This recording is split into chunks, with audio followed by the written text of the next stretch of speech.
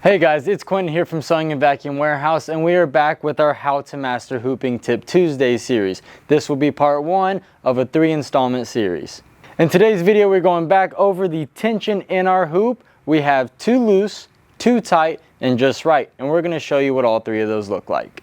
First of all, we'll start with too loose. Too loose is when I have a trampoline-like bounce inside of my hoop, and because most embroidery machines stitch anywhere from 600 to 1200 stitches per minute, it will cause a ton of bounce inside my hoop and an odd displacement of stitches, making it look like a bad tattoo. How do I know if what I have hooped is too loose? Well, there's a couple key signs. One, if I have a ton of play inside of my hoop, it's going to be too loose. If there is a large gap or even any gap between my fabric and my hoop, that is also too loose. And finally, we'll have wrinkles inside of our hoop. Next, we'll move on to what does too tight look like. This is especially important for things like knits or jerseys. If I have to stretch my material to get it in my hoop, when I'm done embroidering, all of that stretched out material is going to cave back in on the design, causing a super pucker that nobody likes around their embroidery.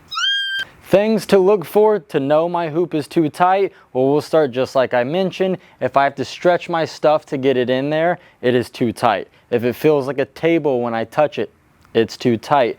Ultimately, the biggest key is if this top part of my hoop is trying to pop out every time I put it in my machine, it is way too tight. I'm going to get a terrible result. And lastly, what does a hoop that is just right look like?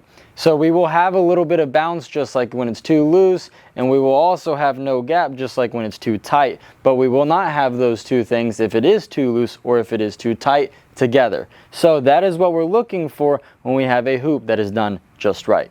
Pro tip, as in every video, we're using some small accessory that helps us out with the video, and in today's being how to properly tension our hoops, we are using the hoop mat.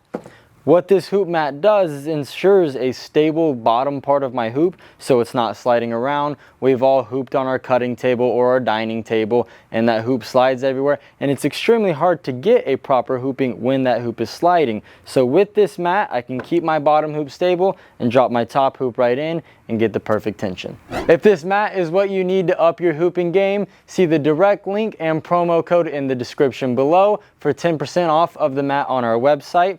As always, if you like this video or it did help you out, throw us a like on it and subscribe, as we do drop tips like this weekly. I'm Quentin from Sewing and Vacuum Warehouse, and we'll see you next time.